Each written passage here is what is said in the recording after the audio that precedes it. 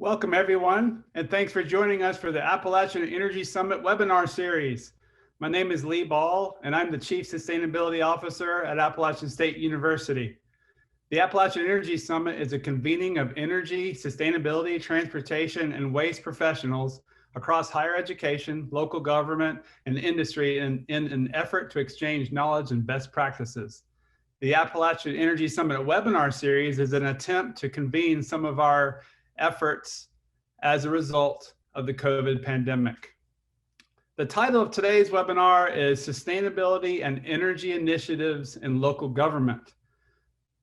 Our last webinar in this series is on October 22nd, and it is titled Principles of Integrated Project Delivery. And it's going to be presented by Howard W. Ashcraft Jr., who is a partner with Hanson Bridget LLP. Today we have presenting Amber Weaver, who is the City of Asheville Sustainability Officer. Amber has been with the City of Asheville's Office of Sustainability since June 2015. She previously was in Atlanta, Georgia, where she worked in state and local government applying principles of sustainability to generate environmental action and awareness. Just a few housekeeping rules. All attendees are muted. We're having a Q&A for Amber at the end of the presentation. And please use the Q&A function on the bottom right of the Zoom screen to upload your question. We're also monitoring the chat, so if you put your question in the chat, that's fine as well. And this webinar is being recorded. So if you want to watch it again, or if you want to share it with someone, then we'll be able to make that available to you at some time in the future. So Amber, welcome to the webinar series. We're so glad that you're here. Thank you, Lee. Thank you for inviting Asheville to participate in your webinar series.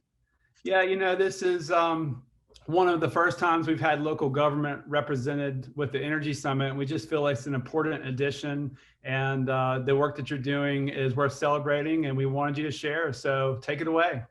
Yeah, great. Thank you. Asheville has done a lot of work, and we continue to try and figure out next best steps when it comes to climate mitigation and climate change, climate resiliency. So let's take a deeper dive and look at all the things that we are into. So if we can go to the next slide, please, we'll go ahead and get started. Wow. Every time I see this slide, it really says a lot about where we live and what Asheville represents. It's an opportunity to appreciate all the advancements Council has made towards sustainability. Also, as an understanding of sustainability, and how climate grows, so does the complexity in our efforts to address climate mitigation and climate change. And I think looking through the resolutions here that the City of Asheville has adopted, you can see that. Today, I'm going to highlight and speak to those resolutions that are in red, with the exception of our carbon footprint reduction goal. We do have one. It's 80% by 2050. And there's also, the City of Asheville ended up adopting a stronger goal of reducing carbon by 4% from year to year. But that was the beginning of all the resolutions that followed. And I want to go over resolutions 6, 11, 12, and 13 in a little more detail for this particular presentation. Next slide, please. So just another opportunity to look at and see our initiatives and how they're laid out with the goals. The most recent initiative that took place in 2020 is the Climate Justice Initiative.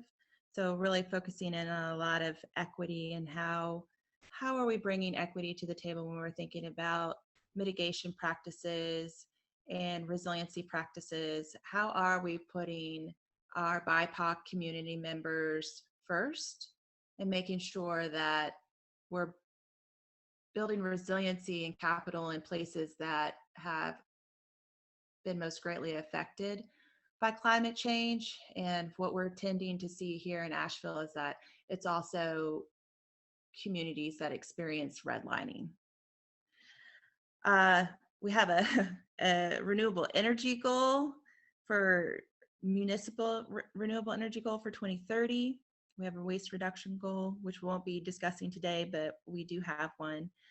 Community-wide renewable energy goal by 2042 with Buncombe County. That is the county that Asheville resides in, and a 4% carbon reduction goal that I mentioned earlier a few moments ago. Next slide, please. All right.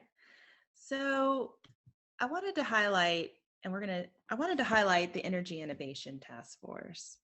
In 2016, Duke Energy Progress applied for Rocky Mountain Institute's eLab Accelerator, and in April 2016, and the Rocky Mountain Institute was then hired by the City of Asheville and Buncombe County, along with private funding from Rocky Mountain Institute to support analytical and research needs, leading to the process design and facilitation and support strategy integration as well.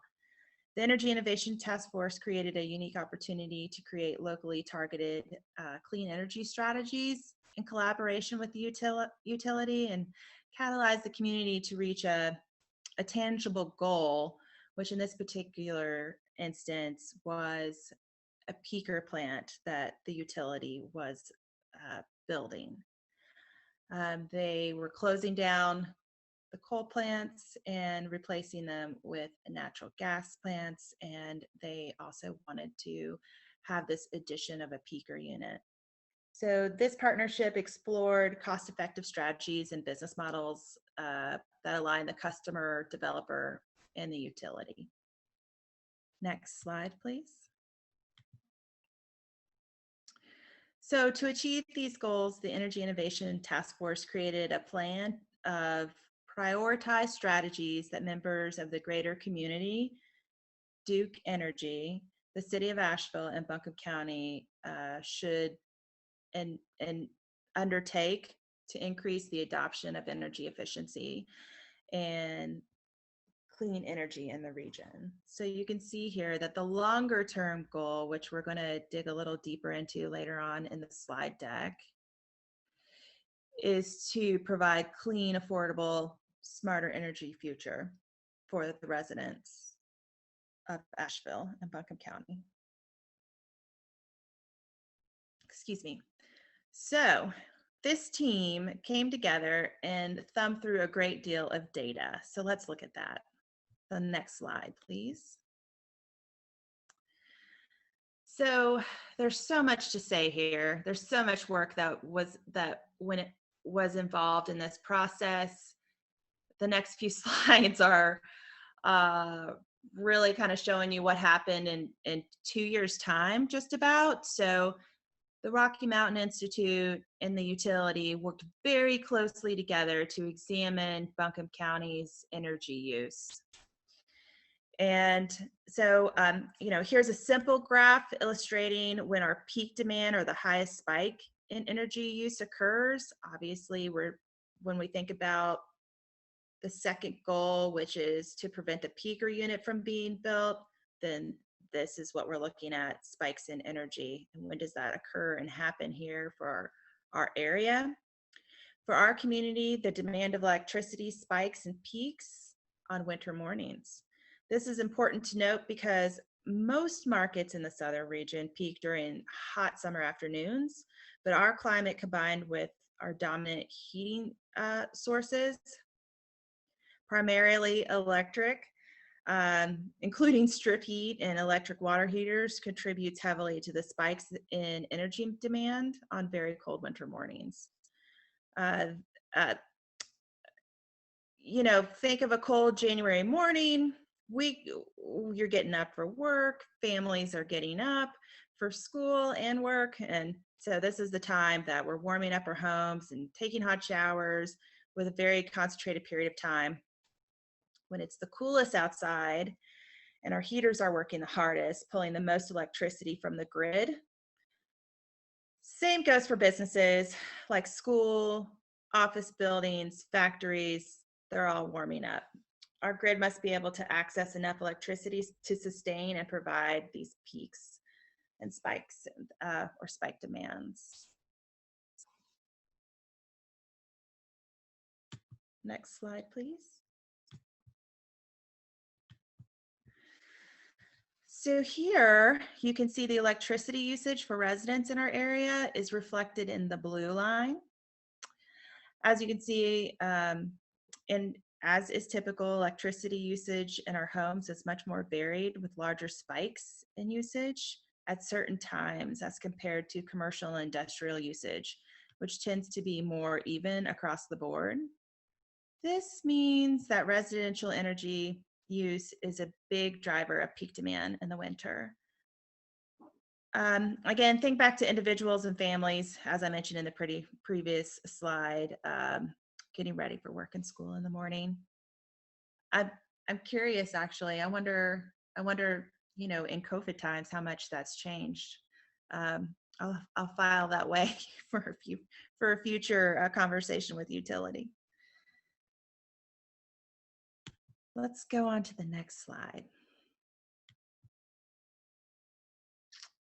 Something else that stood out in Asheville to help us kind of target what it is we needed to do is see electric heating in Asheville is the culprit. So it makes sense that electric heat is what's driving our spikes in energy use during these early winter mornings. You can see here how much electric heat has increased over the last 10 years as well. So moving on to the next slide. You know, here's the good news. This is what we were able to achieve. The Energy Innovation Task Force, which again, such a unique partnership with the county, the city, and the utility. It's a great model. There are some other models out there that are similar. There's one in Minneapolis, and there's some models also in Florida that are working alongside with the utility. And Denver is working with Xcel Energy. They're happening. It's happening. And really, I think it is my professional opinion, and probably many others would agree, that you have to have this relationship in order to achieve your renewable energy goals. It's an absolute must. And in this particular instance, again, it was Asheville citizens coming out and saying, we want renewables. You're taking down this coal plant. Our real preference is to have renewables. You're building natural gas, and we don't accept that you need to build this additional peaker unit. And who would be paying for that, right? So the utility users. So they came out in large numbers to speak against this. And I think the utility coming to the table was a really good effort for all of us to rethink the way we use energy and rethink carbon goals that we have. And I do believe it was the catalyst for some of these renewable energy goals, or, you know, net zero carbon goals that we're seeing utilities adopt now. And it supports, and it's needed because we really do need the support from a municipality perspective. I'm going to pause here for a moment. I'd like to show you the peaker plant avoidance video, and then I'll talk about some of the achievements that were made. I'm going to go ahead and mute myself.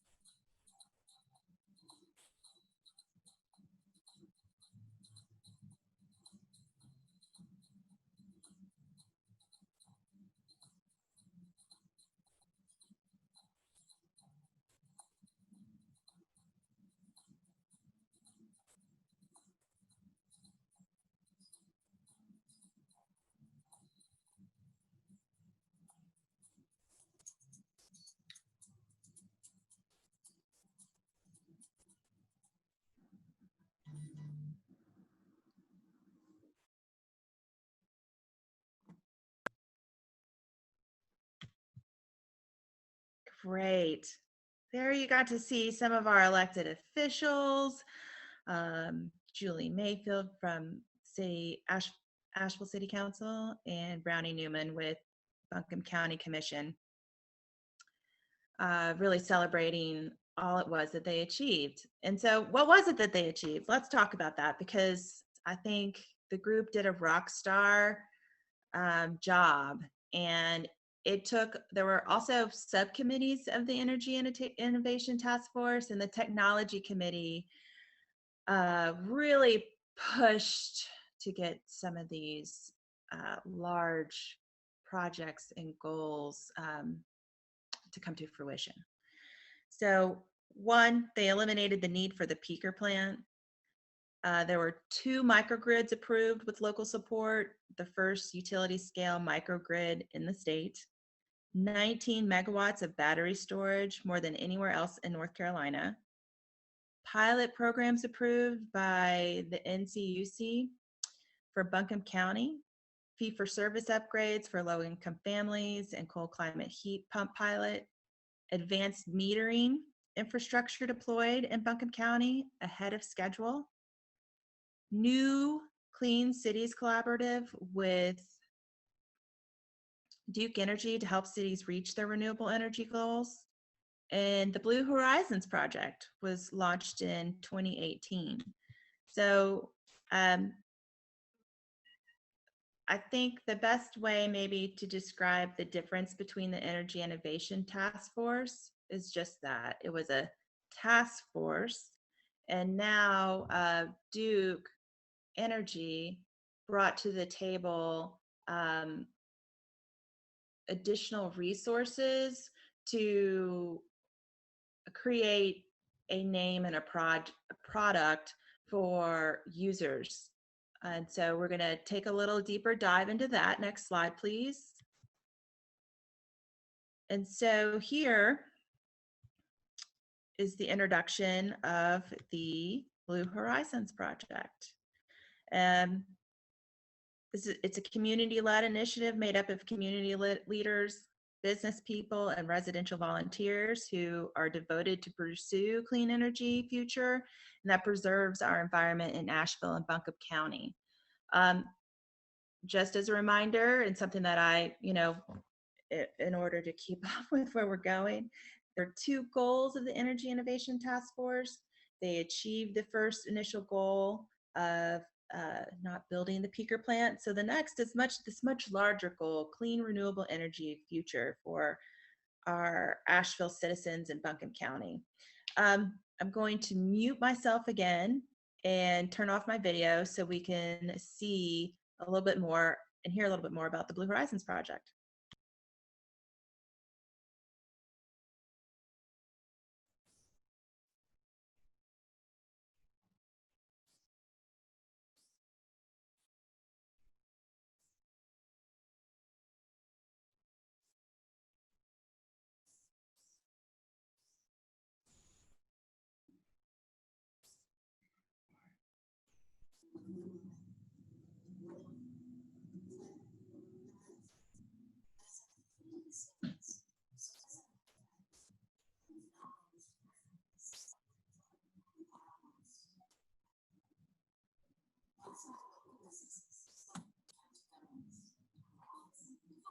Have come together to form the Blue Horizons Project, a partnership dedicated to working with all the communities of Buncombe County to help preserve our home, and each of us has a role to play.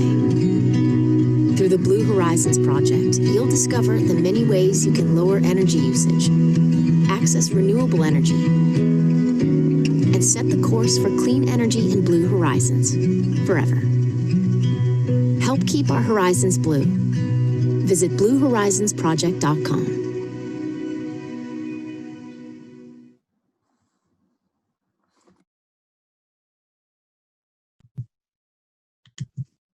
Great, thank you.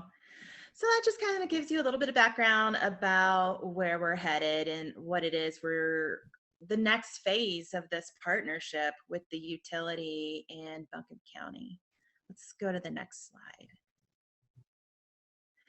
So as you can see here, This initiative is supported by a mix of public and private partners, including individual volunteers and financial resources to support them from the City of Asheville, Buncombe County, and the utility.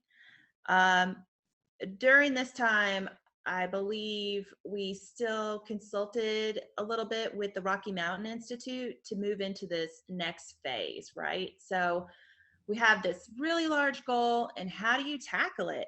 We have a great deal of data that lets us know that we need to be focusing in on residential electricity. But we also see that, there's a need for commercial and industrial. So how is it we're going to do this? How do we move into the implementation phase? And let's go to the next slide. I also want to highlight what the municipalities brought to the table, because I think that's important as well. So here you can see there's lots of things we did. But, in order to keep this initiative alive and going, there's $200,000 from the city that's committed. And, there's some internal education for employees, a commitment for renewable energy.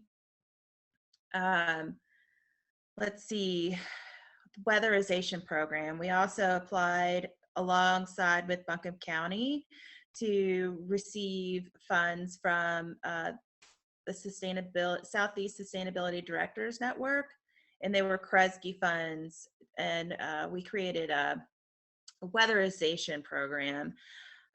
This is like the second time we've done a weatherization program here in Asheville. The goal here, however, is to do a full home retrofit where we're,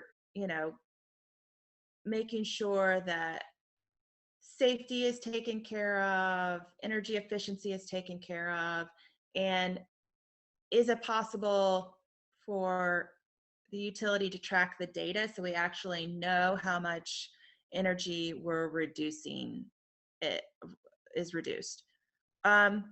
This was modeled after a program in Knoxville, and they had a goal of 30% energy reduction, and we did as well. We're still working on this with the utility. It is extremely difficult to get data from the utility, as many of you know. So, but something that is extremely important, and we are still going down that path. I think that in order for us to achieve some of these larger goals, and when we're thinking about equity, we have to have energy efficiency in here. Next slide, please.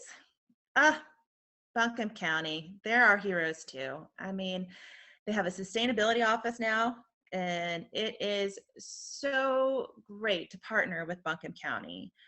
Jeremiah Leroy is their sustainability officer, and we're in close contact with them. We ride their coattails, they ride ours. We're trying to get this done together, and it's great. It's great to have them as a partner.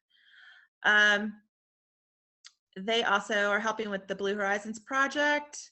You can see how they also contributed funds to do some energy audits as well for schools and nonprofits. I'll circle back to some of that work later on in the slides. And they also fund Energy Savers Network, which is a volunteer organization that goes out and helps with energy efficiency in residential homes. It's different from our weatherization program, because I think, when we were working on our weatherization program, these funds were limited to people that own their homes. We needed to be able to have permission, get this done a certain way. It's grant funds, right? So we had to make sure we were spending it correctly. Whereas the Energy Savers Network can go in as volunteers and do some insulation, do a few things that can help people immediately. Next slide, please.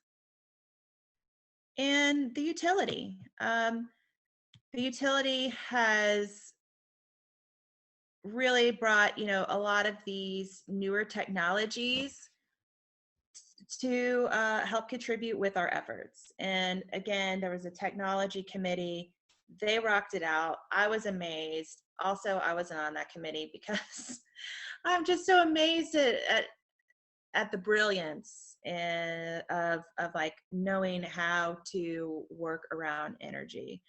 Our city has a energy program manager, and she was a part of that mix. And prior to her, Kirby Smithson was with us, and he began and helped kind of create that technology and how we wanted to move forward.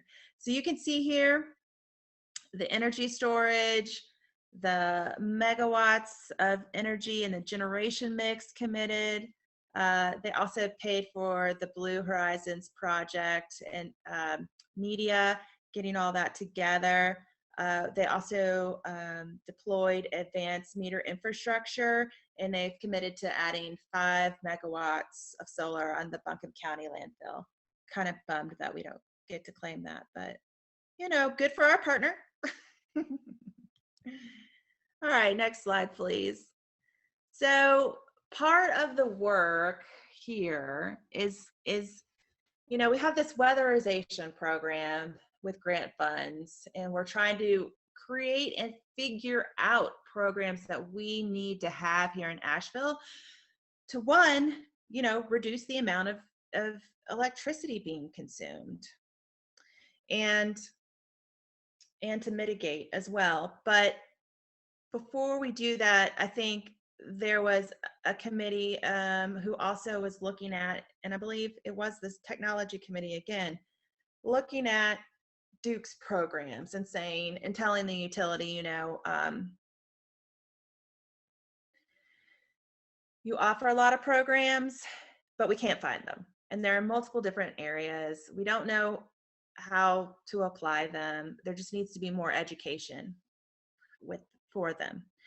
And so that's what they did. They worked with the team and, you know, re-examined their website, tried to figure out, and that's not to say that it's perfect still.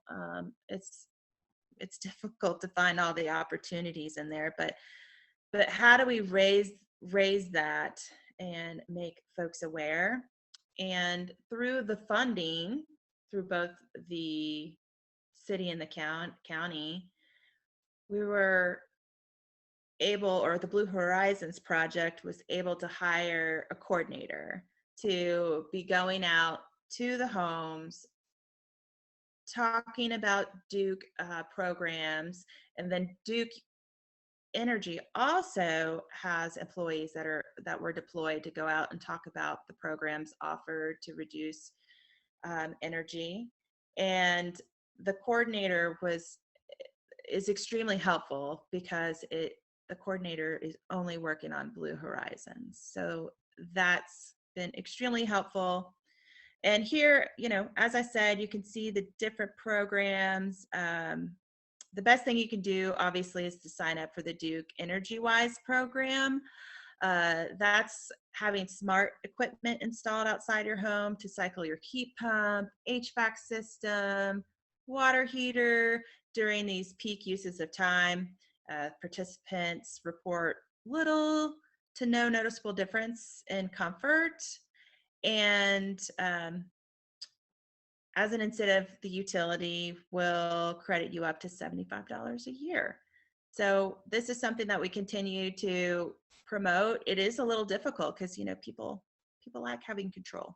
So something we're still working on. Next slide, please. So similarly for businesses, the same offerings, but in this particular case, Duke's Small Business Energy Saver Program is what the city has actually been able to utilize, and also available for small commercial businesses to offset the costs to make their facility more efficient. The typical or average participant receives 60% of their costs covered for making these improvements. Think of the improved comfort, long-term energy savings. If you're a business owner and own your own facility or have influence over the building, it's definitely a great program to check out. As I said, the city has used it, and we were rock starring it all the way. And we continue to kind of like examine buildings and determine like how long they're going to be in our portfolio and if it's worth utilizing this program. Next slide, please. Okay. You may or may not be able to like really see what's happening here, but let me just say that the Blue Horizons project has now become its own entity. It's like it was a baby. It was like a creation from the city and the county, and now it's going off to college. It's grown its own wings. And this, I think it's going to be challenging. And I also think this is the right thing for this next phase. What it is that we have done is move it into a nonprofit arena. The city and the county commit the same amount of funds to support the work plan of the group and a couple of the positions to oversee it. But now that it's in the public, in a nonprofit arena, it gives this group an opportunity to fundraise. And it also gives this group flexibility that you don't always receive under a municipality. There's a lot of laws and regulations that we have to follow, and this gives them more leeway and freedom. They're on their board. There will still be a city and county elected official representative, and then staff will still be playing a role, because what we're doing now is, kind of feeding them some of these things that we know other cities are doing when it comes to working on renewable energy goals. So let's get into that. That's what's next. Again, just highlighting and showing you where we are now. So now we're in 2018. And I think what came out of the Blue Horizons project work is the adoption of renewable energy goals for both the county and the city. Next slide, please. Great. So in 2018, the city adopted a 100% renewable energy goal for all fuels to be achieved by 2030. And Buncombe County adopted a similar goal and a community-wide renewable energy goal by 2042. What the city did was, when they adopted their 100% municipal renewable energy goal, they also included Buncombe County's community-wide goal. As a city within the county, we felt that it was important to support the county's goal, but we didn't necessarily need to have our own goal. It would be better for all of our Buncombe County residents and city of Asheville residents if we worked on the goal together. So I'm really pleased with that. It's led to a lot of great opportunities, and we're going to dig into that next. Next slide, please.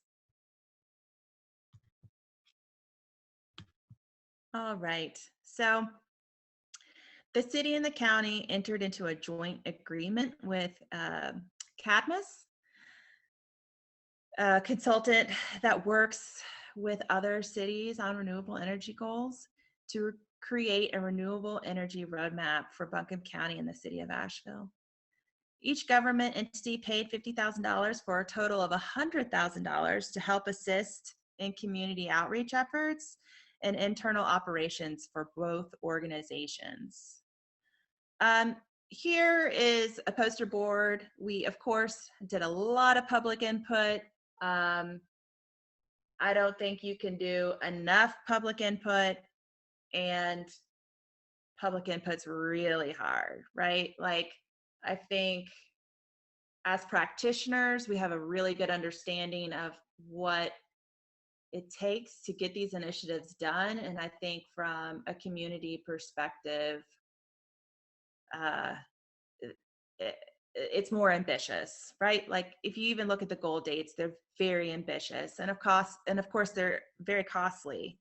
But what we also heard from our community is that locally developed renewable energy projects were very important to them, along with equity and affordability.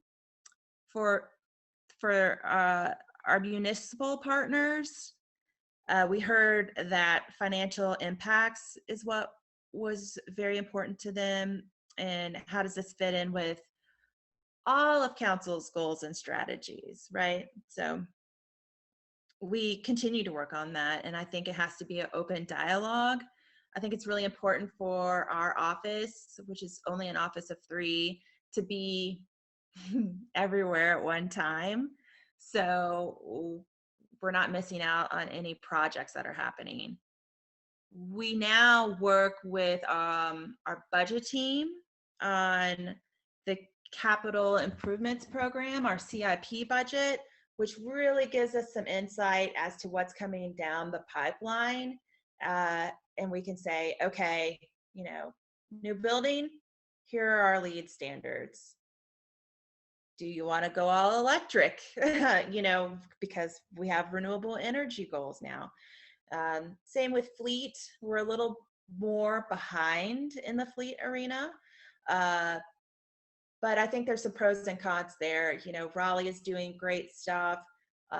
Charlotte's doing excellent stuff. So that also means that we can utilize some of their recommendations in the way they're going about looking at fleet. Next slide, please. All right. So here, I just want to kind of highlight the pathways to achieve our 100% renewable energy goal, both for our municipal operations as well as our community-wide goals.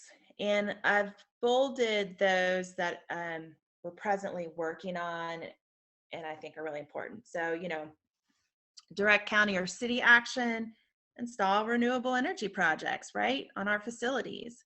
Reduce permitting, zoning, and inspection barriers to renewable energy. Organize community solar and shared community solar projects, which is actually a little bit more difficult. Easier said than done. The utility has more of like a premium offer on community solar. The way we think, I think, you know, I don't know who all's on the line, but the way I think of community solar, or what are these benefits to folks that are energy burdened, whereas Duke's program is more of a premium product. Like, I have $50 extra I can throw to my utility bill to say I'm purchasing green energy. So that's something that we're working on with the utility now. Collaboration with the state. All right, we talked about this briefly earlier. Ooh, definitely something that needs to be done. A few slides later, we'll talk more about it. But create utility-owned or on-bill financing. Another recommendation was to engage with the utility on these energy goals. And this is all prior to Duke and Dominion, who is our natural gas provider, having carbon neutral energy goals. Expanding purchasing options with the county, right? Like, also something that we have to partner with the utility, because many of these things aren't options that are viable to us right now. But so, you know, partner with the utility to procure renewable energy. House Bill 589 has a program to allow us to do that. It did not work for Buncombe County and Asheville, but Charlotte was able to take advantage of that program, and they had a lot of yes, so they were able to take advantage of that program, and they're moving forward with it. And I think another city is also following steps, and it's escaping my memory at the moment. Okay, so let's go to the next slide then. Here you can see a snapshot of the energy consumption in 2018. Okay, so this is pretty interesting. And something that I think was really a surprise to the city and the county. But here you see that Buncombe County and the city only make up 1% of our community-wide goal for renewable energy. I just think, I don't know what number we thought it would be, but we definitely thought it would be more than that. So, what does this really mean? I mean, why is this such a shock to us? Mainly because of the price tag. I mean, it's a sticker shock in the amount of money we need to work on our renewable energy efforts, and then also to see that that's only contributing to 1% of our community-wide goal. So again, why is the Buncombe, the Blue Horizons project so important? This is one of the reasons. Why does it need to be a nonprofit where, they're looking at grant opportunities? How can we, utilize the resources of the Rocky Mountain Institute or Kresge Foundation? This is a snapshot why. It reinforces what we need to do. And interestingly enough, as well as like residential, industrial, commercial, they're, evenly split, give or take. And so these are the areas that we will need to focus on. Next slide, please. Oh, I'm doing a time check. I'm seeing that I need to hustle along. So what this means for the city and the county's 2030 municipal goals is that, when considering local actions, the city and the county presently are investing in directly owned renewable generation assets through aggregated solar projects. The city and county put out a joint RFP. The county is paying for county school system, city school system, and county. The city has 5 projects we're working on in this, so very exciting. This was a recommendation, and that is how it's moving along. I also think it's important to highlight, alternative purchasing methods will be necessary. So I also think this was really difficult for our community members to hear. But assuming that the city and the county develop 100% of the sites feasible for solar PV in the county and enable other local actions, such actions will not be enough to reach our 100% renewable energy electric supply for either municipal goal. And then, thinking about that in a bigger picture for the community-wide goal. So that definitely brings rec purchasing into the mix.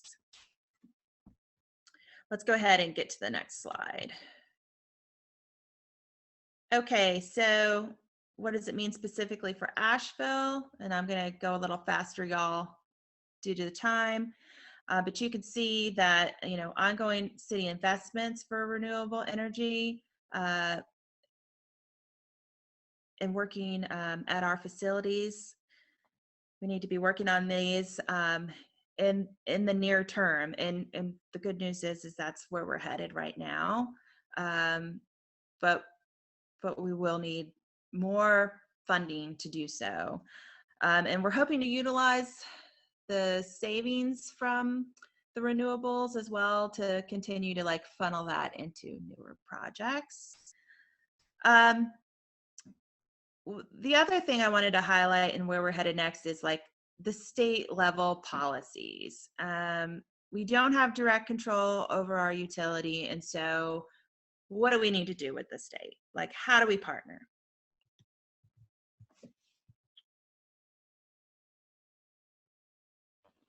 Excuse me while I pause for a moment. Okay, let's go to the next slide. Similarly, same thing for the community-wide goals. Next slide. All right, so the Environmental Defense Fund contacted some elected officials, and we began to explore what are our needs? And this has happened in 2 phases. They continue to receive funding, the Environmental Defense Fund, to work with local municipalities. At first, it was just cities. The second phase is counties, and more municipalities were brought into the mix to say, okay, cities, municipalities as well, counties included. All right, you have these goals. What are the barriers that you're coming across that are preventing you from achieving these goals? Next slide, please. Here you can see, here was our list. There's actually some more, but let's just focus on these for a moment. Building codes, data access, talked about that with our weatherization program, and the need to continue to have access to this data that right? Knowledge is power, data is power. It's very difficult for us to know what we're doing without this information. Another thing we're working on with the state is greenhouse gas scoring for state-funded projects. Let's all be on the same page. Let's all understand what carbon looks like and how we're reducing it. PACE program. We have legislation that says we can do PACE, but we need it. One, it's my opinion, we need it rewritten, and two, we need the state, as a small municipality, I could say we need a state to run that. So right now we are working with the state of North Carolina, and that came out of Executive Order 80, renewable energy procurement, and we want to be exploring transportation. Let's look at some more initiatives. Again, I'm focusing in on the recommendation from the Renewable Energy Roadmap that said there's no way you're going to be able to achieve these goals without really working with the state and on these a much larger scale. So we're talking about working with the Utilities Commission, the state, really getting into really communicating and the utilities, and communicating to them what our needs are to achieve these goals. We are unable to do them on our own. At this time, Executive Order 80 was created, and we worked for about a year on subcommittees to help with identifying what local government's needs are. And I had my teammate, the energy program manager, worked in this arena. I worked on resiliency. And so local governments have an important role to play, of course, in implementing North Carolina's clean energy path. This was released in October 2019 by DEQ, and many of the recommendations proposed have specific actions for local governments. Next slide, please. All right. So here's another opportunity that came about and this is very interesting. This is the North Carolina Government's and Duke Energy Climate Collaborative. Okay, so now the utility has a goal, and let's say a handful of local governments in North Carolina also have their own renewable energy goals. So shouldn't we work on this together?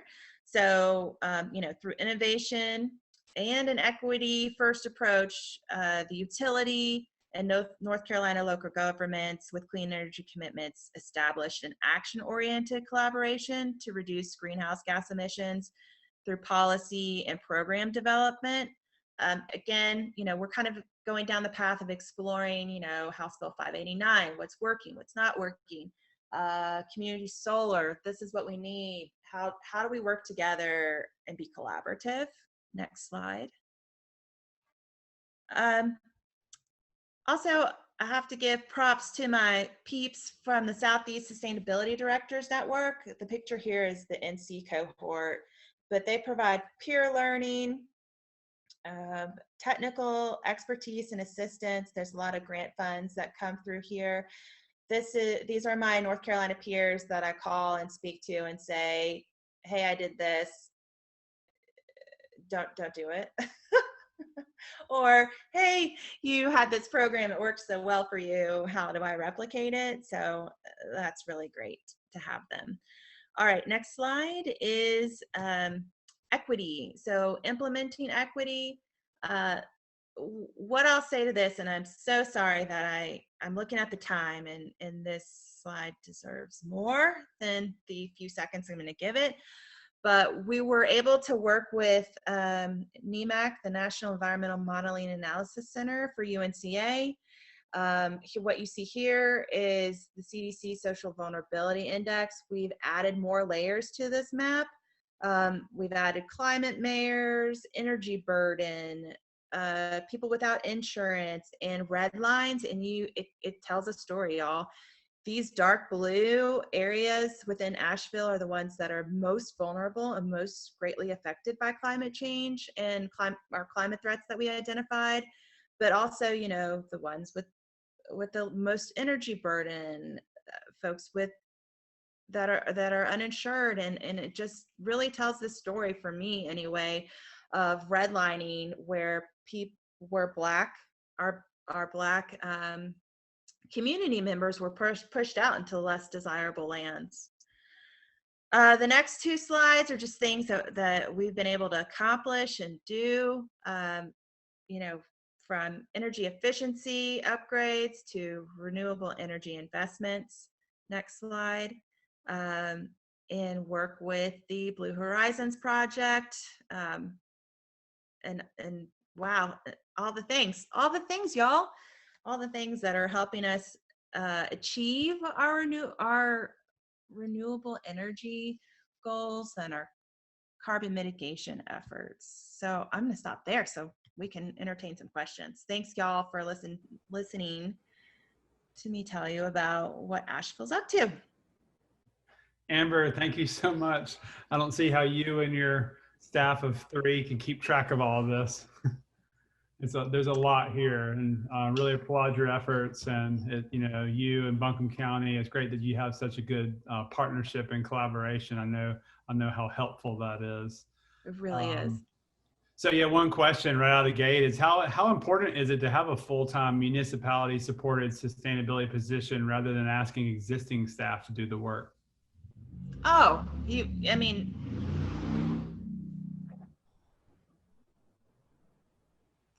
have to have a full-time staff to be working on these sorts of projects.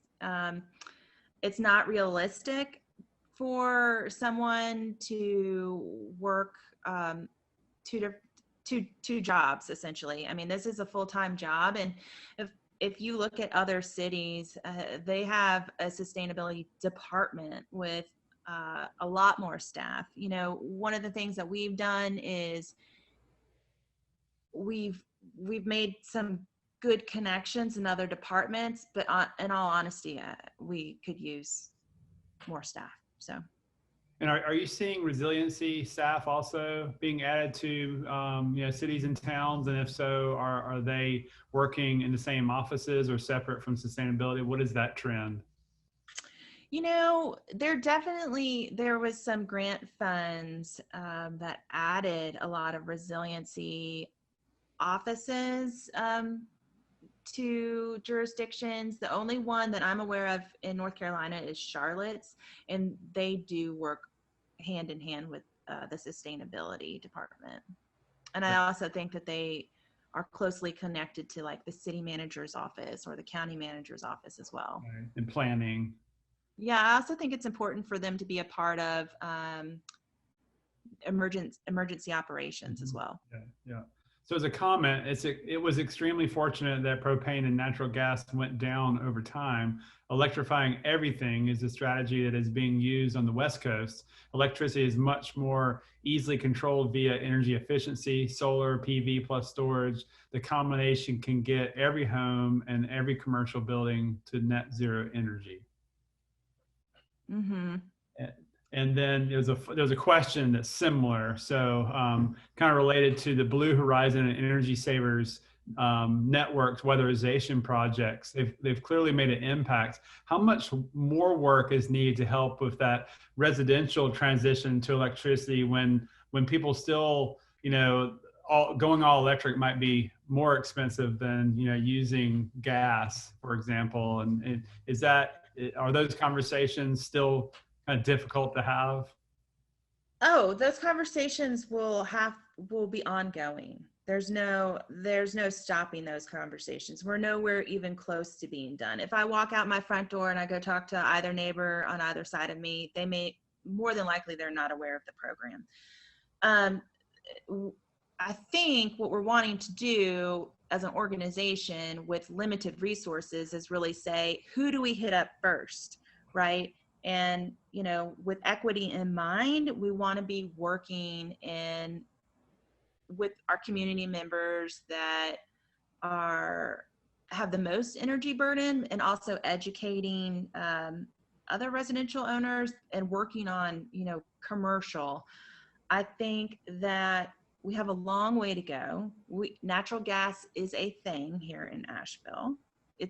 There's a provider that I don't know that people are going to want to switch, right? And so it's going to be one of those things when we need to address it, that, maybe some of those people are buying carbon offsets or renewable energy certificates, or, also a lot of times we have to think about, well, if it's someone of means, solar comes first, right? And then you're using clean renewable energy. There's a lot of pieces to this puzzle to solve, and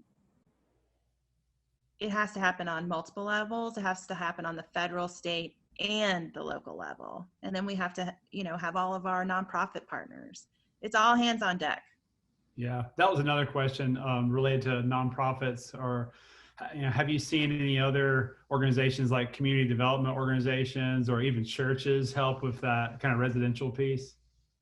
Absolutely. The churches have been working with the Energy Savers Network. Internally, they're utilizing some programs to educate their congregations. And then externally, they're volunteering a lot with the Energy Savers Network. And then there's been some larger churches in Asheville that have also utilized the Energy Savers Network program from the utility. And so that's been great. I think that when it comes to workforce development, my predecessor worked on that, and there was a program in place that did really well for an extended period of time. That is not the case any longer, and I'm hopeful that the Blue Horizons Project Community Council will also focus on that as well, right? Because there needs to be this mix of green jobs. And I'm also hoping, I guess I want to say this on a recorded video. I'm also hoping that if more like-minded elected officials win in this upcoming election, maybe we'll see funding to help support things of that nature. So we had another comment. Great job, Amber. So exciting to see all the successes so far. Are you finding the police department more willing to work on equity, sustainability, racial justice efforts in light of events this year? That's such a hard question, right? I am not in the police department, and I know that when community members demand more from our office and feel like we're not doing our best job, it's hard. It's hard to hear. So I'm assuming that police departments feel that same way, and also know that we need to demilitarize the police. I can't speak to that so much, because I think there's so many feelings right now on that hot button issue that I can't speak for them. But what I will say is, yes, it is hard to encourage the police department to move to alternative fuel vehicles. And that is still an uphill battle that we have to work towards. And, another thing I'll say about that is what makes it difficult is, even if we were getting somewhere now that there's this other need for defunding the police and reinventing what police systems look like. That might mean that encouraging and influencing renewable alternative fuels might take a back seat. But my hope is, you know, through this reimagining of police, that, you know, maybe we will see more alternatives to the tools police use. You know, maybe more bikes, maybe some electric scooters, other options out there that you know, don't feel so scary. You know, when you see those blue lights, you can barely see, they're blinding. We've worked here in the town. I'm on the sustainability committee for the town of Boone, and we've worked with the police department to try to figure out how to integrate you know, our sustainability goals with, you know, with their department, and they certainly are advocates of biking and you know, interested in alternative transportation. But part of the problem is the type of vehicles that, you know, that they need are not widely available yet with in the EV market. They did find one that they're a plug-in hybrid that they're, you know, that they're going to get, but yeah, that certainly has been a barrier. Yes, you know, that's a whole another bag of tricks. And you can see that the presentation I focused on was buildings, right? I mean, Yeah. We didn't even dive into fuels. And as I said, Asheville's behind in that arena. And I'm hopeful that we will be working a little faster. Really, we should be able to work a bit faster once we have the resources to do so, because our cities, other cities, sister cities have been doing such a great job. So another question might, you know, not the more difficult one that you probably get, you're used to. What do you tell people who want the 100% renewable energy goal to be achieved sooner?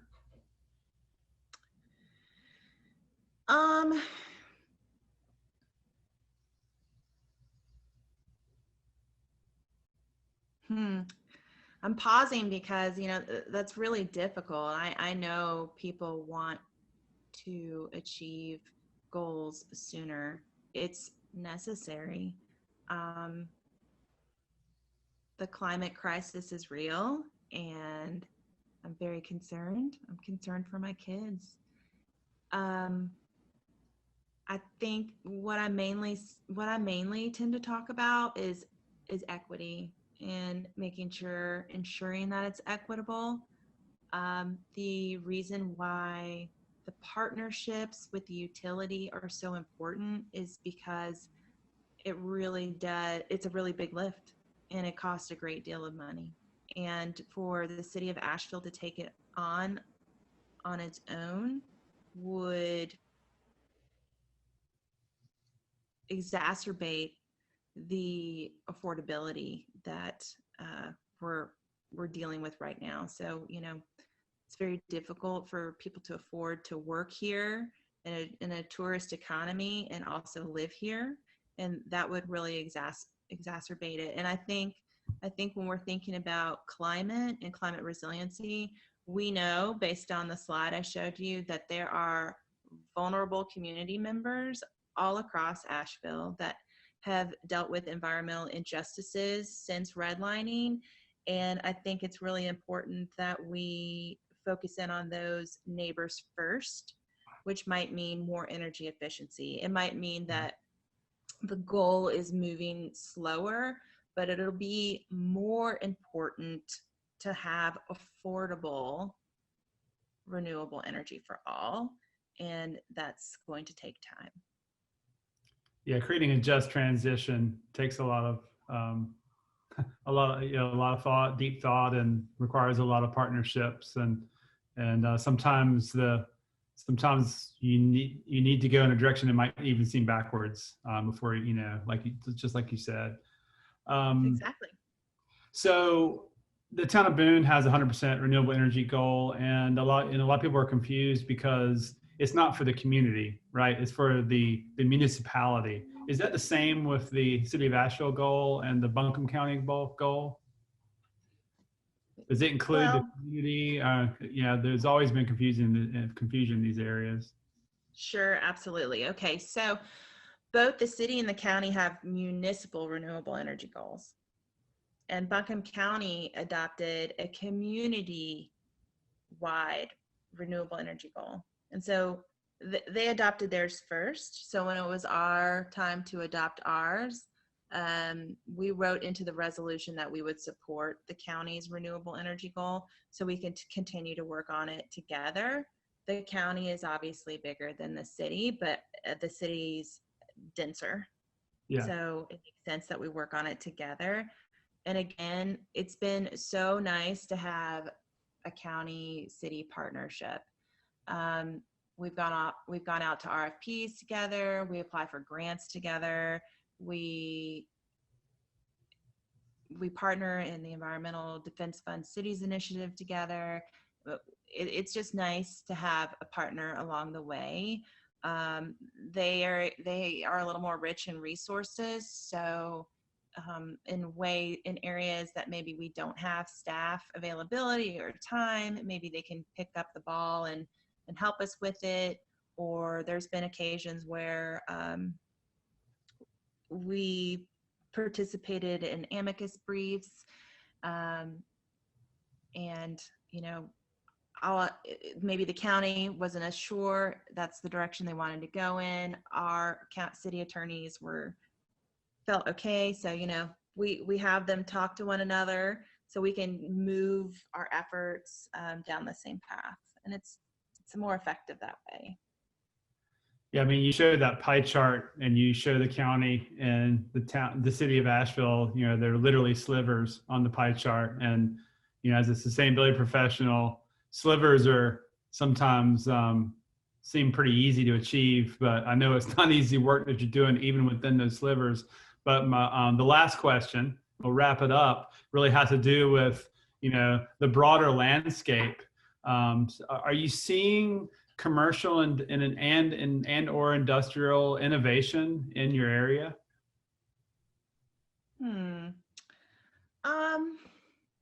I think that we have a lot of great partners. Lenore Rhine is within the city limits. UNCA, AB Tech has been wanting to partner and do some great projects.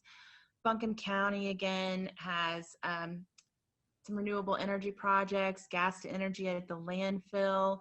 I think all of this has really been able to energize and infuse pathways to get to innovation.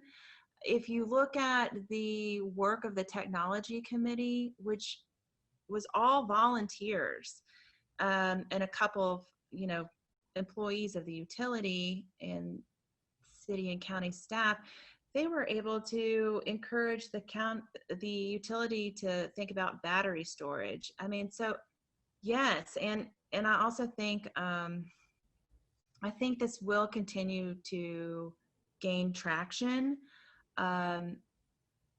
Education, right? Education all the way. And I think the more we're talking about it as a city and a county, the more support we receive from the Blue Horizons Project or our Sustainability Advisory Committee or whatever outlets there are to be talking about and telling the story, I think the innovation will continue to come.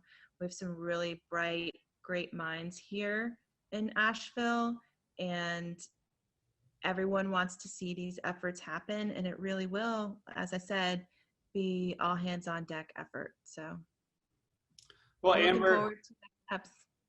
Yeah, thank you so much. This has been really great to hear everything that's going on, and I know it's been inspiring for the other people within local government that tuned in today. Clearly there's a lot of work to do, but there's hope that there's work that you can do, and there's resources out there for people, and that's why we wanted you to have the time to talk about your efforts so that we can share ideas and resources far and wide. So it's just been a privilege that you're here today. Thank you so much, and just keep doing the good work that you're doing. Well, I appreciate it. And if anyone, all you have to do is Google me. My phone number will come up. If you have any questions, toss me an email, give me a call if you want to chat over any of the slides. Happy to do that. And thank you for the opportunity. I appreciate the time to be able to tell our story about these really great initiatives that have bubbled up over the years. Yeah, you're very welcome. So everyone, we have one more webinar to leave you with this fall, and it's taking place on Thursday, October the 22nd. Principles of Integrated Project Delivery with Howard Ashcraft he's a partner with Hanson Bridget. So he's going to talk about very creative ways to make our buildings smarter. And so hope you can tune in October 22nd, 2 p.m. Thank you for attending today. It's been a real treat, and see you next time.